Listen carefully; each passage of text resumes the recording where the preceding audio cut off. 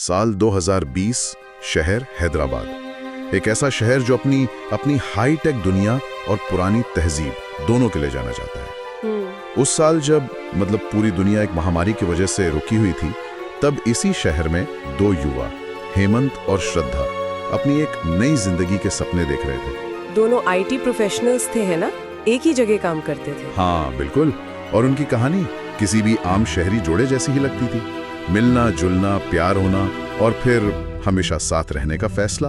लेकिन उनकी कहानी वो आम होके भी आम नहीं रह पाई। आज हम जिस घटना की परतों को खोलने जा रहे हैं, वो सिर्फ एक प्रेम कहानी या एक क्राइम की कहानी नहीं है। सही बात है। ये इस बात की पड़ताल है कि कैसे हमारे इन मॉडर्न शहरों में भी आज भी कुछ परंपराएं और कुछ सोच इतनी गहरी हैं कि वो प्यार और इंसानियत दोनों पर भारी पड़ जाती है। हाँ, और ये कहानी सोचने पर मजबूर करती है। हम समझेंगे कि कैसे एक खूबसूरत रिश्ता परिवारों के लिए एक बगावत बन गया, कैसे प्यार भरी बातें धमकियों में बदल गई, और कैसे 18 सितंबर 2020 की एक रात धोखे और साजिश की रात बन गई। बिल्कुल। हम ये भी जानने की कोशिश करेंगे कि इस एक घटना ने हैदराबाद जैसे एक मेट्रो शहर और वहाँ के समाज को अंदर तक क्यों हिला दिया था। तो चलिए शुरू से शुरू करते हैं। हेमंत कुमार 28 साल के इंटीरियर डिजाइनर थे। आईटी सेक्टर में भी काम कर चुके थे। और श्रद्धा, वो भी एक बड़ी कंपनी में काम करती थी। हाँ, दोनों की दुनिया हैदराबाद के उस आईटी हब के आसपास घूमती थी, जहाँ हजारों युवा अपने करियर को लेकर, अपने भविष्य को लेकर सपने देखते हैं। और वहीं दोनों मिले, उन्हें एक दूसरे से प्यार हो गया। उनके दोस्तों के लिए, उनके साथ काम करने वालों के लिए वो एक परफेक्ट कपल थे, खुशमिजाज, एक दूसरे का साथ देने वाले। लेकिन यहाँ एक बहुत बड़ी दीवार थी, जाति की। हेमंत एक अलग जाति से थे और श्रद्धा का परिवार, जिसे समाज में ऊंची जाति का माना जाता है, वो इस रिश्ते के सख्त खिलाफ था। उनके लिए ये सिर्फ बेटी की पसंद का मामला नहीं था। बिल्कुल नहीं, ये उनकी इज्जत का सवाल था, खानदान के सम्मान का सवाल बन गया था। और ये जो सम्मान का बोझ था, वो जाहिर है श्रद्धा पर डाला जा रहा था। परिवार की तरफ से हर तरह की कोशिश हुई होगी। हर तरह की इमोशनल बातें, समाज का डर दिखाया गया, यहाँ तक कि रिश्ता तोड़ने के लिए सीधी धमकियां भी दी गईं। लेकिन दोनों ने तय कर लिया था कि वो पीछे नहीं हटेंगे। उन्हें लगा कि शायद एक बार शादी हो जाए तो परिवार के पास इसे मानने के अलावा कोई और रास्ता नहीं बचेगा। और ये सोचना बहुत स्वाभाविक भी है। कई जोड़े ऐसा ही सोचते हैं कि समय के साथ सब ठीक हो जाएगा। हाँ। और इसी उम्मीद में जून 2020 में उन्होंने घर वालों को बिना बताए शादी कर ली और साथ रहने लगे। लेकिन वो जिसे परिवार का गुस्सा समझ रहे थे, वो शांत होने के बजाय एक खतरनाक साजिश में बदल रहा था। बाहर से परिवार शांत दिख रहा था, लेकिन अंदर ही अंदर कुछ और ही पक रहा था। बिल्कुल। श्रद्धा के परिवार वाले, खासकर उनके मामा और दूसरे रिश्तेदार, उनसे लगातार फोन पर बात करते रहे। वो ऐसा दिखाते थे जैसे उन्हें श्रद्धा की बहुत फिक्र है। अच्छा। वो कहते थे, घर वापस आ जाओ, हम सब मिलकर बात करेंगे, कोई हल निकालेंगे। ये सारी बातें, ये प्यार और चिंता के पर्दे के पीछे छिपे एक धोखे का हिस्सा थी। तो वो बस एक सही मौके का इंतजार कर रहे थे। हाँ। ये सुनना भी कितना अविश्वसनीय लगता है कि कोई परिवार अपनी ही बेटी को महीनों तक धोखे में रखे, प्यार और चिंता का नाटक करें, सिर्फ एक साजिश को अंजाम देने के लिए। और फिर वो मौका आया, 18 सितंबर 2020 की रात। उस रात क्या हुआ था? उस रात श्रद्धा के कुछ रिश्तेदार अपनी कार लेकर हेमंत और श्रद्धा के घर के पास पहुंचे। और उन्होंने फिर वही बात दोहराई होगी। हाँ बिल्कुल वही। चलो घर चलकर बड़ों के सामने बात करते हैं और इस मामले को हमेशा के लिए सुलझा लेते हैं। ये एक जाल था। मामलों में अक्सर ये बात करके सुलझाने का बहाना ही सबसे बड़ा हथियार होता है, क्योंकि ये सामने वाले की सुलह की उम्मीद पर वार करता है। और शायद हेमंत और श्रद्धा इस झांसे में आ भी जाते, लेकिन कुछ तो हुआ होगा। हाँ, जैसे ही हेमंत कार में बैठने के लिए आगे बढ़े, उन लोगों ने उन्हें जबरदस्ती अंदर धकेल दिया और दरवाजा बंद कर लिया। वो मंजर कितना भयानक होगा। बिल्कुल। श्रद्धा चीखती रही, मदद के लिए चिल्लाती रही।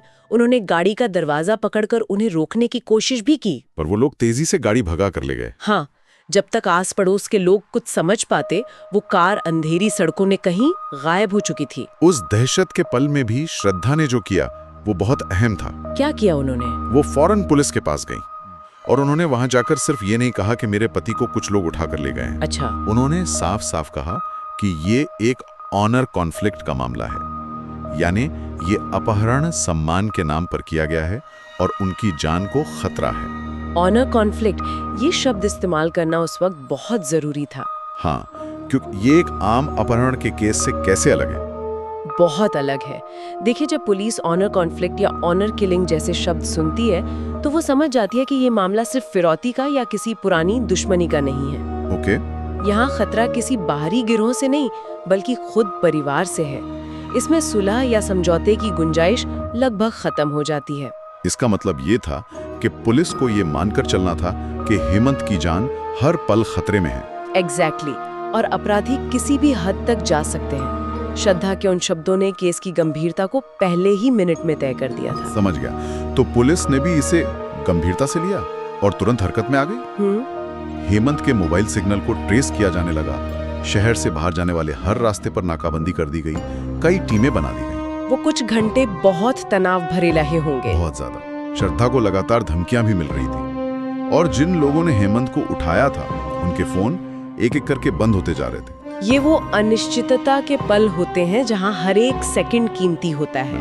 परिवार वाले पुलिस को गुमराह करने की कोशिश कर रहे थे, लेकिन पुलिस की टीमें लगी हुई थीं। और कुछ घंटों की मशक्कत के बाद जब पुलिस ने कुछ मुख्य आरोपियों को पकड़ा तो वो सच सामने आया जिसका डर हर किसी को था।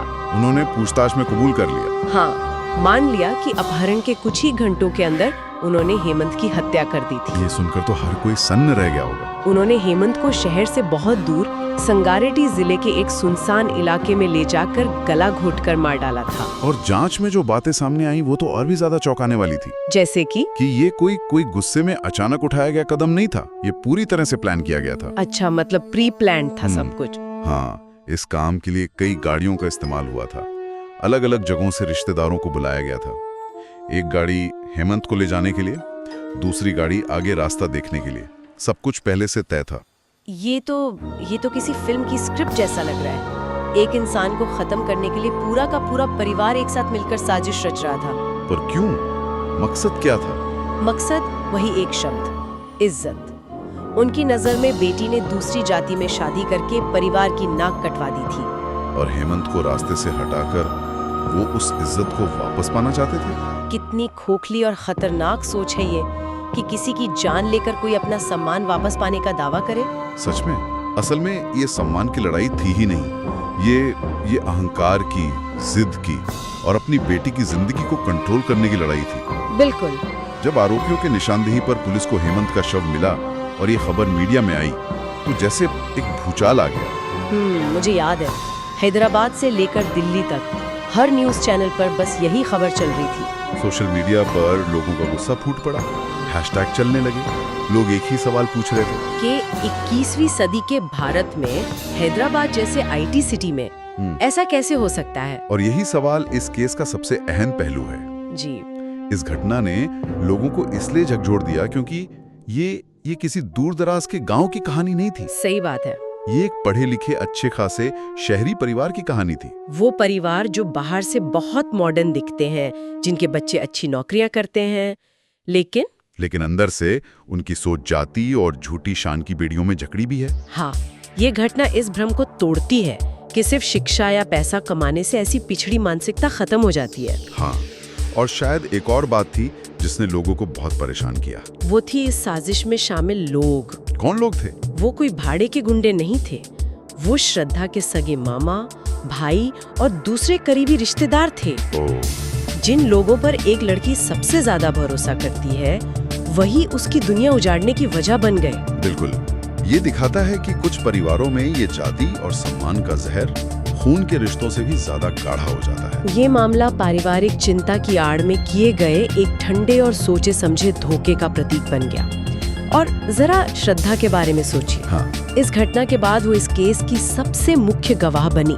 उन्हें अपने ही परिवार के खिलाफ कोर्ट में खड़ा होना पड़ा। उस न्याय के लिए लड़ना पड़ा जिसकी कीमत उनके पति ने अपनी जान देकर चुकाई थी। इसके लिए कितनी हिम्मत चाहिए होती है, इसका हम सिर्फ अंदाजा ही लगा सकते हैं। हेमंत का नाम ऑनर किलिंग के खिलाफ लड़ाई का एक चेहरा बन गया। देश भर में इस पर बहस हुई, लेकिन श्रद्धा की कहानी भी उतनी ही जरूरी है। बिल्कुल। ये एक ऐसी लड़की की कहानी है जिसने अपना जीवन साथी चुनने के अपने अधिकार की इतनी बड़ी और भयानक कीमत चुकाई। ये सिर्फ श्रद्धा और हेमंत की कहानी नहीं रही, ये उन हजारों लड़कियों और लड़कों की कहानी बन गई जो आज भी समाज और परिवार के दबाव में या फिर उसका भयानक अंजाम भुगतते हैं।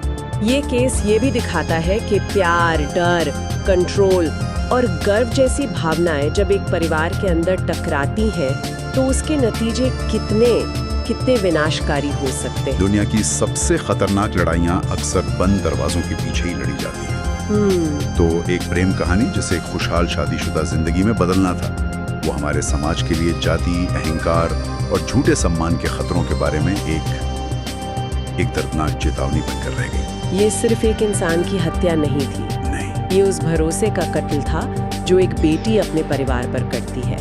ये उस उम्मीद का कत्ल था कि आज के भारत में प्यार को जाति की दीवारों में कैद नहीं किया जाएगा। और ये मामला हम सबके सामने एक बहुत जरूरी सवाल छोड़ जाता है कि जब परिवार का प्यार और फिक्र किसी की जिंदगी को कंट्रोल करने की जिद में बदल जाए, और जब किसी की झूठी इज्जत एक इंसान की जान से ज्यादा कीमती हो जाए, तो फिर इंसानियत की वो लकीर कहाँ खींची जानी चाहिए। और ये भी सोचने वाली बात है कि आज के इस आधुनिक भारत में ऐसे कितने ही बंद दरवाजों के पीछे न जाने कितनी श्रद्धा और कितने हेमंत अपनी लड़ाइयाँ चुपचाप लड़ रहे होंगे, जिनके बारे में शायद हम कभी जान भी नहीं पाते।